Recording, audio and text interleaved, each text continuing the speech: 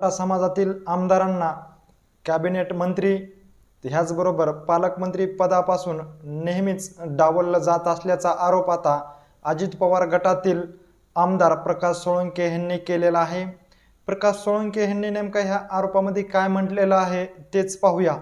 गेल्या 45 वर्षामध्येचा इतिहास जर पाहिला तर स्वर्गीय सुंदरराव सोळंके साहेबांनंतर या बीड जिल्ह्यातल्या मराठा समाजाच्या कोणालाही कॅबिनेट मंत्री किंवा बीड जिल्ह्याचं पालकमंत्री पद हे दिलं गेलेलं नाही, ही वस्तुस्थिती आहे।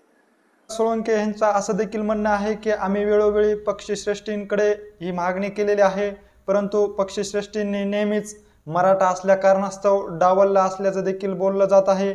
बीड जिल्ह्यामध्ये जर पाहिलं तर पालकमंत्री पद असेल किंवा कॅबिनेट मंत्रीपद असेल हे ओबीसी किंवा मागासवर्गीय नेत्यांना दिलं जात असल्याचा देखील त्यांनी आरोप केलेला आहे। आता अजित पवार गटाकडून धनंजय मुंडे यांना मंत्रिपद देण्यात येणार असल्याच्या हालचाली चालू झाल्यानंतरच आरोप प्रत्यारोपाच्या फैली आता ह्या चालू झालेल्या आहेत। प्रत्येक जण आता नेतृत्वाकडे बोलणार नाही तर कोणाकडे बोलणार? जे काही वस्तुस्थिती आहे, पार्श्वभूमी आहे, कशा पद्धतीनं न्याय मिळायला पाहिजे याच्या बाबतीत अनेक वेळेला आम्ही पक्षश्रेष्ठी पुढे आमची बाजू मांडलेली आहे। त्याच्यामुळं ती मांडलीच नाही असं कसं होईल? मांडली जाते, परंतु कुठंतरी त्यांच्या तेव्हा ते जेव्हा संधी देण्याचा विचार करतात तेव्हा ते नेहमी प्राधान्य दुसऱ्या म्हणजे ओबीसीना किंवा मागासवर्गीयांना ते देतात, असा माझा अनुभव आहे।